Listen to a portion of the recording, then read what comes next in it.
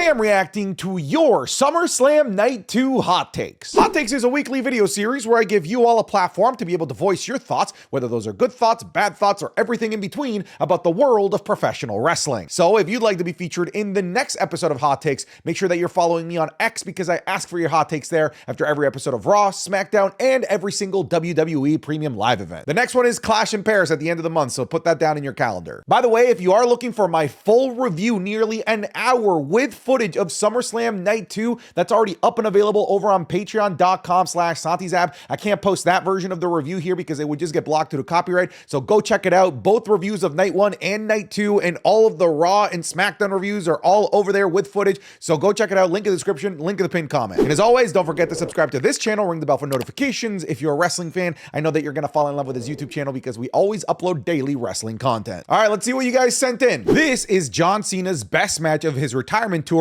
and of his career, even up there with Cena Styles. This felt like we got Super Cena back and the John Cena that we all grew up with. What an amazing match and what an amazing event. Basically, since WrestleMania 41, John Cena matches have been a tremendous amount of fun. They've either been very good, filled with a lot of drama, and even the matches that aren't particularly amazing, like his match against Ron Killings, had a lot to love as well and a lot to give fans. Now, I know that the heel turn wasn't necessarily the greatest thing. I don't think that we're going to look back on it and say, well, my goodness, what an amazing heel run that John Cena had, considering how abruptly it ended. Clearly, the plans for the heel turn completely imploded with the disappearance of both The Rock and Travis Scott, but it doesn't change the fact that John Cena's retirement tour since WrestleMania 41 has been objectively really good. And it's not even over. A lot of people think that it's done, that just because he's lost the WWE Championship that we're done with John Cena, but no, there's still a lot more. Clearly, as you can see from the ending of the show, there's still some major opponents left for John Cena. But this being his swan song for likely his last WWE Championship reign was fantastic. I adored this match. I don't think it's some sort of like 10 out of 10, 5-star Tokyo Dome grappling masterpiece, but I do think it is what WWE is all about. It is about the shocks. It is about the nostalgia. It is about playing on our emotions, and this match literally landed the plane on all of those regards. I think my favorite thing, and funny enough, the most shocking thing about this match was the fact that this was a Triple H booked main event that didn't have like 17 different run-ins,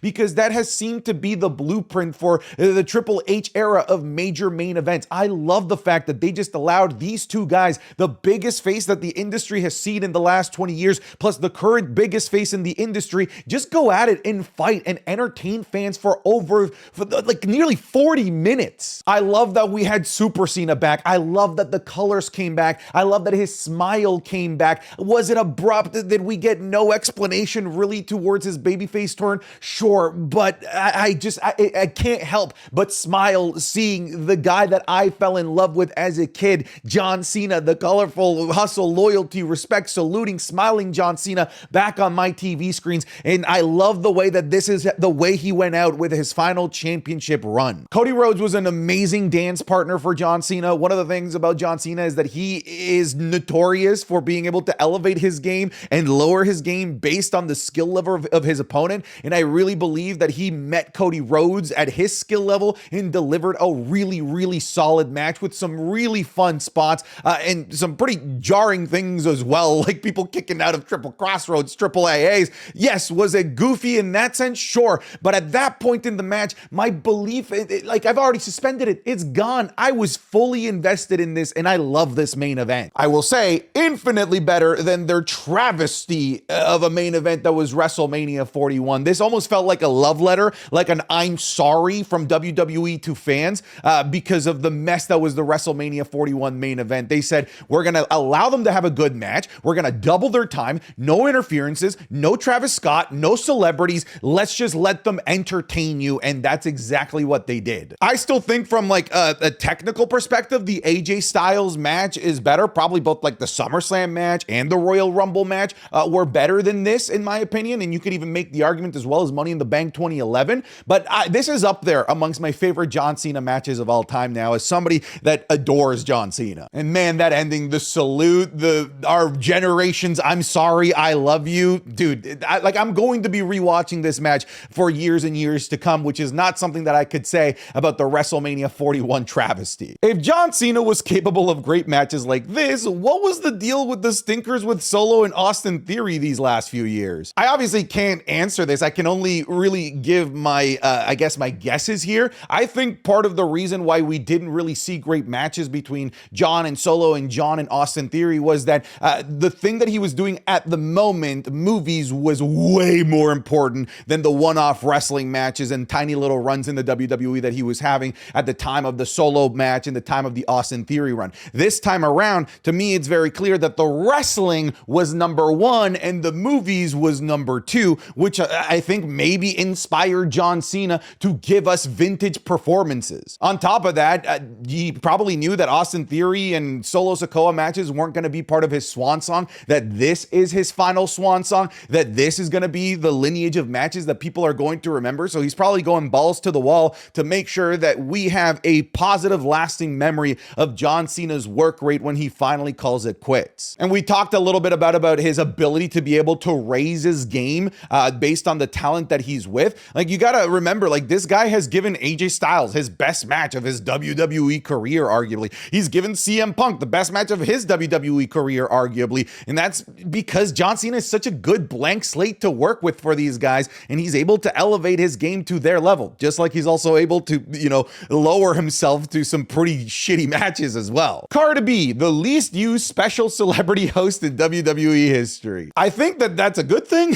Let's not overexpose celebrities, as we've clearly learned from the whole Travis Scott thing. Not everybody can be a Bad Bunny, a Jelly Roll. Listen, I'm glad that Cardi B went out there, did her thing for like 2 minutes and collected her check and up and left. I think I was good with the taste that we got of Cardi B. I didn't think she was bad either. I actually found her really entertaining on the microphone. Y'all like Randy Orton? Yeah, I do. I think she did her job at getting me excited for the start of the night, but I'm glad that we didn't have like backstage segments or anything like that. She was just there to open the show. That's it. And I'm good with what we got out of Cardi B. Rest in peace, whoever bought this ticket purely because of Cardi B, because you know that there was probably some Cardi B superfan that only bought a ticket thinking that they were going to get a ton of Cardi B stuff on both nights. Depending on how long Brock is going to be around in WWE, I think he might be retiring at next year's SummerSlam in Minnesota. If that's the case, either Gunther or Braun will be his final opponent, and Brock can officially hang up the boots and his gloves. I didn't connect those dots until a bunch of people in my live stream pointed it out. Like, Brock Lesnar, one, is like the real Mr. SummerSlam. This dude comes back at SummerSlam. This dude has iconic, legendary moments at SummerSlam. He's won major matches at SummerSlam against some of the biggest names in the industry that you can think of, like the likes of frickin' John Cena, Randy Orton, The Rock he's beaten at SummerSlam. He's beaten them all. So for Brock Lesnar to retire at SummerSlam in his home state, even though I know he calls Canada kind of his new home,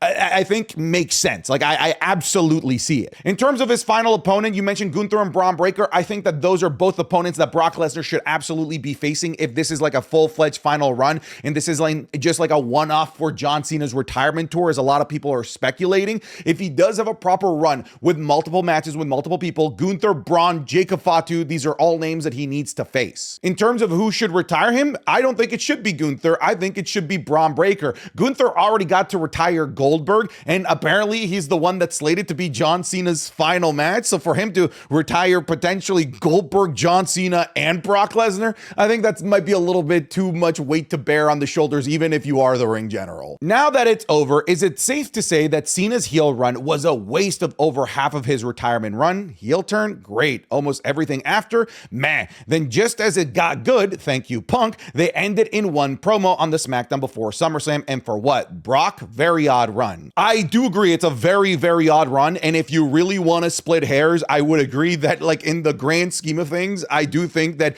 much of her time was wasted during the heel run because there was no real payoff to the heel run. But I think it's that fact that caused the sudden shift back to babyface, that there was no payoff, and most importantly, there probably was never going to be a payoff because WWE handcuffed the John Cena heel turn storyline and payoff to two guys that you can't rely on to be there in The Rock, the Final Boss, and Travis Scott. So what are they supposed to do? Sit on their hands, hope that The Rock graces them with their presence, hope that Travis Scott takes wrestling seriously enough for them to actually be able to pay off the heel turn and everything that happened at WrestleMania 41 and Elimination Chamber? Clearly, they thought that neither of those things were going to be realistic things that they could rely on. So I think they did the best possible thing. Pull the Band-Aid, jump out of the plane, parachute yourself out of that mess, and just reset things and go babyface. So I don't think that they turned him babyface purely for the Brock return. I really think the babyface turn was because the heel turn, even though it started getting entertaining, wasn't going to have a finish line. But hey, listen, I don't think that the retirement tour only got good because of Punk. The Punk stuff was amazing. I thought the Randy Orton stuff was great. The Ron Killing stuff was really good too. Like even their like 5-minute match at Saturday night's main event was like a really fun affair with the Ron Killing shirt, the nostalgia bomb that was Ron Killing's going out there as John Cena. Like I like pretty much everything after WrestleMania 41 from John Cena. Despised WrestleMania 41, but everything after WrestleMania 41 was entertaining. But yeah, like the heel turn, I think we're gonna look back on it and say like, why? Oh my God! Oh my God! Oh! Lil Dwayne went Oh, to the... oh no, that's when that not happens. That's...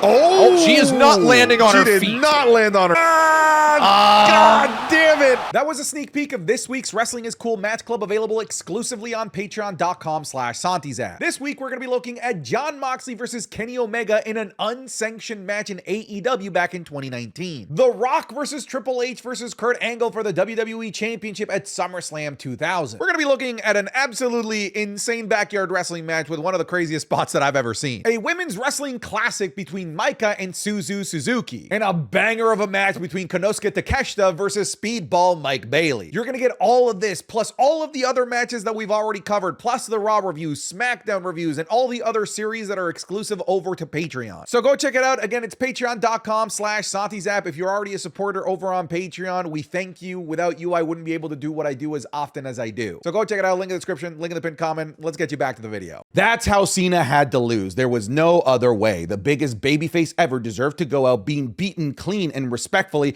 by the new face of the company. No heel turns, no run-ins, just a classic moment we'll remember as the passing of the torch. I didn't see this as a passing of the torch. I know that a lot of my viewers in the chat did. In my opinion, there was no torch to pass. Cody Rhodes has already had that torch for the last several years, and I think this was just John Cena acknowledging, yeah, you got the torch. But I agree. I think that this was such a phenomenal way to end John Cena's championship run, his final 17, not with crazy shenanigans, not with 50 run-ins, not with The Undertaker going out there randomly, not with Penta, LA Knight making run-ins, Seth Rollins, CM Punk, Randy Orton, Roman Reigns. Like, I'm just glad that it was just these two in a good old pure fight. And like I said earlier in the video, that caught me off guard because I've become accustomed to, basically primed to expect all of the shenanigans possible for a big main event like this, because it seems like historically Triple H has just relied on bloodline rules as a blueprint for his main events over the last 2 years. Basically, since like Clash at the Castle 2022 with Drew McIntyre and Roman Reigns, it's like, okay, when are the run-ins gonna happen has always been my expectation. So just to see a 40-minute classic, in my opinion, between these two was a really, really nice touch. And the ending, man, like just so beautiful. The salute, one crossroads, you know, not overdoing and not overkill, just putting away the legend that is John Cena in such a respectful way was really, really well done. And I'm really happy that they're doing it in a way like this. And obviously we still have to wait for the rest of his retirement tour, because when John Cena calls it quits, I know that you should never say never in wrestling, but when John Cena says he's never coming back, I genuinely believe this man. This is a man that's already covered from head to toe in money from his years in wrestling and is making even more money in Hollywood. He's not going to have to be like a Ric Flair that needs to keep coming back for more and more and more to pay the bills and to be able to buy more things, because he's already got all the money in the freaking world. I think John Cena is done. So I'm glad that they are checking the boxes off and making sure that his send-off is as clean as possible. Jacob versus Solo was complete garbage. In advance, nothing. Listen, all right, this was the worst match of the night. I don't know that I want to call it complete garbage, but it was pretty bad, especially compared to the rest of the card on night 2. I will say I don't think it's as bad as Karrion Kross versus Sami Zayn, especially from a booking perspective, but I have to kind of agree with you. Like, where did we advance things? Like, are we still in the vortex of just Jacob Fatu destroying MFT? Because this was basically, honestly, an episode of Smackdown segment, just with Solo kicking out of a mighty moonsault in a cage. Like, Like nothing else changed. It was still just Jacob Fatu beating the shit out of this faction that has absolutely no aura at all because their job is just to get eaten alive by Jacob. I like of course, the moonsault from the top of the cage. That was awesome. Why didn't that happen during the match? I don't know. That easily would have been a huge highlight of the match. But I also have to give part of the blame to the annoying stipulation of being able to escape through the door. Make it make sense. You can win by going out the door.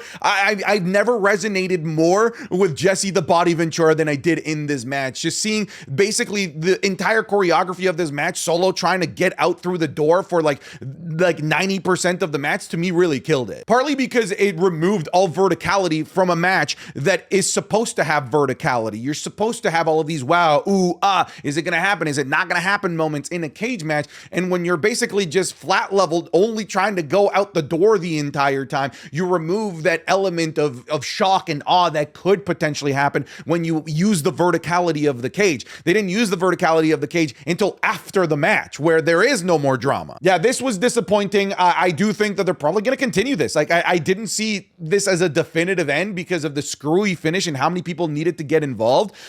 Yeah, I see this being probably what opens up Smackdown on Friday. Since Brock has been gone, WWE proved that they do quite well without him and don't really need to rely on his star power. It's clear that he's only back at the request of Cena. You know what? I fully agree with this statement. This is actually something that I said on the live stream. I'm like, this is just a war chest of riches for the WWE. They were in no need of a Brock Lesnar. Obviously, Brock Lesnar is a huge name. If you can get a Brock Lesnar back in terms of generating buzz, whether it's good or bad buzz, because you should see what Twitter looks like right now, it's going to generate ticket sales for you. It's going to generate revenue for you. But I don't think that they needed him. They have so many big names already, such a stacked roster, a roster so stacked that people want to see can't even get screen time. WWE proved over the last couple of years that they can be incredibly successful without a name like a Brock Lesnar being there purely on a part-time basis. They've been able to prove it without Roman Reigns there either. Like, they've been able to really create a powerful machine of people that are there full time. I did see that this was basically Cena's request. I think John Cena, he's just gonna get his way for the rest of the retirement tour. He wants Brock Lesnar back. If he could, he'd probably bring Edge back for one final match, because these are all the specters, the ghosts that haunted John Cena throughout his entire life, basically, in the WWE. You gotta remember, Brock Lesnar was the guy that handed John Cena probably his most embarrassing defeat of all time at SummerSlam in the mid-2010s, where John Cena got literally no offense and got mauled and eaten alive by Brock Lesnar. That was the birth of Suplex City. This match was not only match of the night, this was the best match of both shows combined. An amazing, chaotic match, one of the best TLC matches in WWE history. This was amazing, and the cool thing is that I already had like weirdly high expectations that were borderline unfair. I was like, this is going to be match of the night, this is going to be a match of the year contender, this is going to steal the show, and I basically set myself up for disappointment. I've done this to myself numerous times in the past with WWE matches. But somehow, not only did they meet the expectations that were unrealistic to begin with, they knocked them out of the freaking park. This was the best match of the entirety of SummerSlam weekend, and maybe the best match of the year. I love this car wreck. Did this have poetic storylines? Did this have like moments that will tug on your heartstrings, make you cry, make you laugh, make you angry? No, this was not a roller coaster of emotions in that way, but it was a beautiful, chaotic car crash, the best car crash that I've seen in a long time in the WWE. And sometimes I just want to go full monkey brain with the symbols and just see a bunch of things break. And things broke in this match. I don't think I've seen that many tables broken in a match, like ever. Any even of the TLC matches of the Attitude Era. So many Slim Jim tables got broken in this match. Slim Jim got their money's worth for this ad placement. Brock versus Cena is going to be a finisher fest, and I'm here for it. Telling the story of Cena having to get through Brock to get to the end of his retirement tour. I can't wait. I am curious where they're going to put this. Like, is this something that's going to happen as early as Clash in Paris? That'd be kind of crazy if the turnaround for that is super quick, but it kind of has to be. We have to remember, we are almost down to single-digit days of John Cena's retirement tour. Like, it's coming to an end. I'm not the biggest fan of Brock Lesnar. I've never been the biggest fan of Brock Lesnar. I kind of got soured on Brock Lesnar in the 2010s when he would would basically hijack the world championship and disappear for 6 months at a time. Listen, Vince McMahon's booking of Brock Lesnar as the top champion in the WWE in the 2010s is part of the reason why so many fans in the 2010s consider that to be one of the worst decades in professional wrestling history. Like, I'm still sour on that. I love Brock Lesnar in the Ruthless Aggression era days, and I was super hyped when he came back in 2012, but then once he became part of the mainstay of the main event scene, every time that he came back, it was like PTSD of like, oh, here we go again. We're not going to have a champion for 6 months because he's going to win and disappear, and like clockwork, that's exactly what would happen. So I'm just not the biggest fan of Brock Lesnar, but I would be lying to you if I told you I didn't know that he was a massive draw. Like the pop that he got, the reaction that this man generates, like this guy is a megastar, even if I'm not the biggest fan of him. And Brock versus Cena is going to be a massive match. It's not like the go-to match that I would have liked for part of John Cena's retirement tour, but sure, I guess I'm here for it if it means John Cena wins and he gets to redeem himself for getting his ass absolutely destroyed by, that sounds bad, getting his ass beaten by Brock Lesnar. Am I the only one who thinks that the Pyro Tactics for the whole of SummerSlam was off? Yeah, somebody's getting in trouble. They missed so many cues with their fireworks, with Roman Reigns' putting up the ones both times. They came, the first time the fireworks went off early, the second time the fireworks went off late. With Brock Lesnar's return, the fireworks were off. Like, yeah, some pyro guy in the WWE is going to have like a performance improvement plan after this weekend. Was the Brock Lesnar return at the end the best thing WWE could do? Surely there's bigger names that could have returned to end night 2 of SummerSlam. I get it. Like, Brock Lesnar is not everyone's favorite, especially right now from like wrestling perspective. He's never been my favorite either. So his return wasn't something that I was like super mega jolly about. Was it shocking? Oh my God, yes it was. But you ask, are there bigger names that could have returned to the WWE?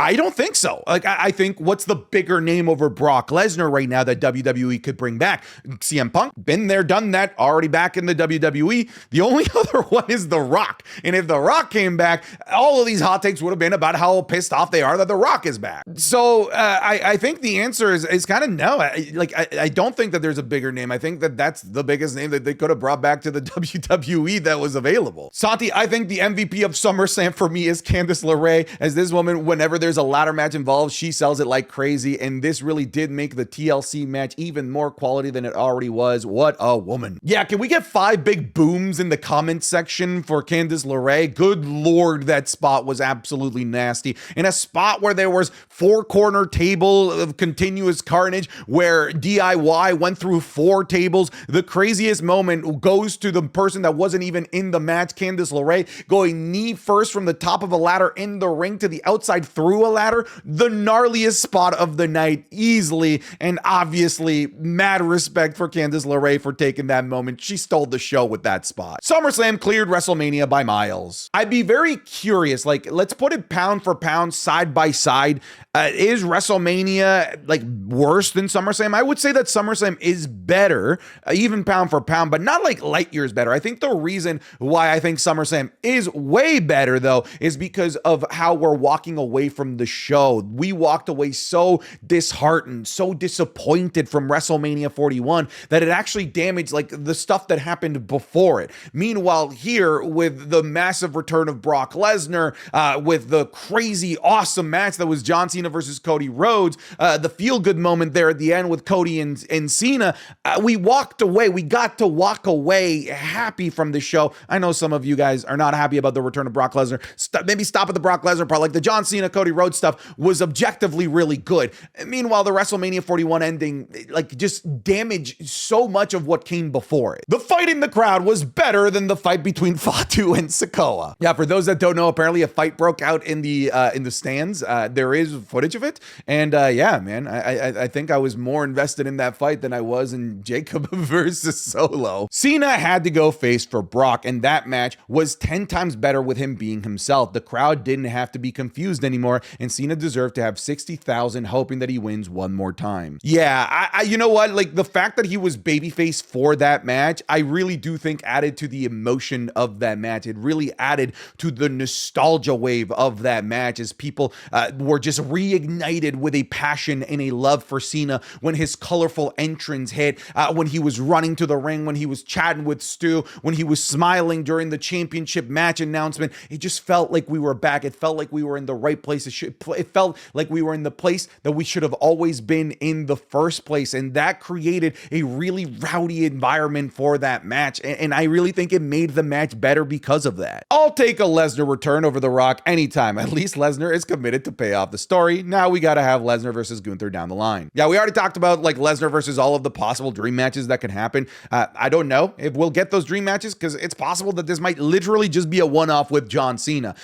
In terms of The Rock versus Brock Lesnar, listen, like people would be complaining over either one, but what you're saying here is true. Whatever Lesnar is back for, it's going to be seen to the finish. If The Rock comes back, yeah, it would have been a huge, crazy moment. But of course, in the back of our minds, we're like, well, is he actually going to be able to finish the story that he's starting here? Or is he just going to be out there bad blood style, going 1, 2, 3, and then cutting his neck, and then it leads to nothing? So yeah, I guess if like that's your barometer for who you would prefer, you know, who would finish out a storyline, then yeah, I guess Lesnar is the better option over The Rock. The Dominic Mysterio and AJ Styles match was exactly what it needed to be. Very entertaining and lots of fun, but most importantly, it keeps the feud going in a way that doesn't feel forced. I love this match. I know that it wasn't this like technical classic, that they probably could have had a better match, but the reason why I love this match is because the match fit the story. The shenanigans and the hijinks of the story of AJ Styles going in disguise to fuck with Dominic Mysterio's head fit what happened in the match with AJ Styles going out there cosplaying as Eddie Guerrero to get into Dominic Mysterio's head. It all worked really well together. It didn't feel like this shoehorn thing for a cheap pop. The Eddie Guerrero cosplay felt earned by AJ Styles going into this. And I love the Eddie tributes that we got, the double chair attempt to disqualify the other guy moment. I love the callback to the loose boot at WrestleMania 20 against Kurt Angle. I liked all of it. I think it, like you said, it was exactly what it needed to be. It didn't try to be this technical masterpiece. It knew that it was a funny storyline and it delivered a funny match with fun moments that can just make you walk away smiling and just having a good memory from it. If it was anybody else that had to follow up that TLC, they would have gotten almost no reaction. These two just had the perfect chemistry to keep the energy going. I'm genuinely surprised Bayley didn't turn. However, this was definitely their best match so far. Okay, so we actually disagree on a lot of things. I actually think that this match would have been better served if it was placed where the Dominic and AJ match was placed, and then you put AJ and Dominic after the TLC match, because the Lyra and Becky match had some pretty gnarly spots that just kind of paled in comparison to the even more gnarly spots that happened literally just a couple of minutes beforehand. So I was kind of desensitized to some of the crazy stuff that they were doing in Lyra versus Becky because in my mind, I'd already seen some even crazier stuff just a couple of minutes before. Had this gone on like an hour and a half after TLC, I feel like many of the crazy stuff that they tried to do and did in Lyra versus Becky would have landed better. That's just my opinion, though. Your other opinion here is that you think that this was the best match of the Becky versus Lyra saga. I also disagree. I actually think it's the worst one. That's not me saying it's a bad match. I like the technical work rate of the match at Backlash, of the match at Money in the Bank. I love the triple threat, all significantly more than this, and I loved it because they were technical matches of just who's trying to be the better wrestler. Meanwhile, I felt like in this match, they maybe tried a little bit too much and actually kind of nerfed themselves, especially with the zip tie spot. Like, you're nerfing one of your best women's technical wrestlers by taking away her arms. Like, you're just gonna have a worse wrestler objectively. I think they tried a little bit too much. That's not to say it's a bad match. I still think it's a very, very good match, but I just don't think it's as good as some of the other matches that they already had. I just don't see it. But similarly to TLC, this was a match that had really high expectations from me because the three matches that they've already had, to me, if you look at my rankings so far that I've already done for the first 6 months of the year, their three matches were in my top 10. So it was a really, really high bar to meet. Lyra losing in the manner that she did makes me think that she's moving to SmackDown. Also, the crowd could not have done worse for themselves during their match. Yeah, if you were confused by the crowd while you were watching this match, you're not crazy. This is when the fight in the stands was happening. happening. So a bunch of people in the crowd were focused on the fight, and then the stadium started focusing on trying to do a wave, and like the stadium was more focused on things not involving the match for some reason, even though the match was really good. So yeah, I agree. I think that this was probably the low point of the crowd, probably of the entire SummerSlam weekend. The other thing that you mentioned is Lyra potentially moving here to SmackDown. I think that first you got to do the thing here with Bayley. I do think SmackDown needs a heel right now, and I think Lyra Valkyria is kind of primed and poised to turn heel, because if anybody has justification right now to turn heel, it's not Bayley. I think it's literally Lyra Valkyria. If Lyra Valkyria does turn heel in this program with Bayley, once she's done with Bayley, I could absolutely see her going to SmackDown, because SmackDown doesn't really have a top heel at the moment. I really enjoyed the trilogy match. I choose to ignore the cable tie botch because I have absolutely loved this feud. The hype package before it kicked off was incredible. Best feud of 2025. I think it's important for me to end the conversation of Lyra and Becky by agreeing with you. It is still the best feud of 2025. Was I critical of the match? Were there things that I didn't like? That I think that it wasn't the perfect match? Yeah, all of that is true. But again, I still think it's a really good match. But like the rest of the feud was just so perfect and amazing that I still think that this is the best feud of the year thus far. After the Brock Lesnar stuff, it has to be GOAT versus GOAT. Dominic Mysterio versus John Cena. I absolutely could see this. I could absolutely see a world where John Cena wants to work with Dominic Mysterio. Maybe he lets Dominic Mysterio win as I'm sorry to your papa for beating you after being a world champion for just 2 minutes, basically, back in 2011.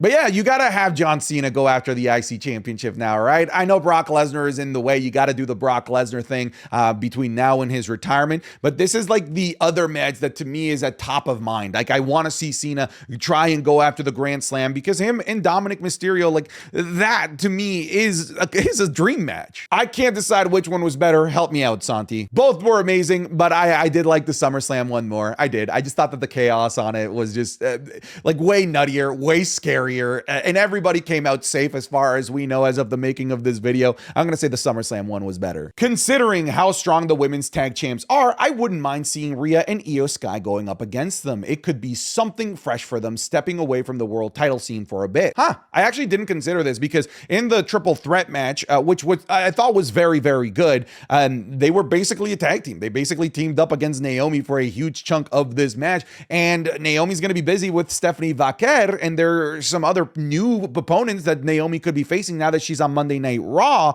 Yeah, I could see WWE having Io and Rhea maybe kind of take a break from the world title scene and maybe have a dream match for the women's tag team titles, because that actually would be an insane dream match. All right, folks, thank you so much for going through all of this with me. It was a hectic weekend, ladies and gentlemen, but we still got more. We still got Monday Night Raw, so don't fall asleep yet, all right? We still have more wrestling to digest. But that's it, folks. I'll see you soon. Take care. Goodbye. Get out of here.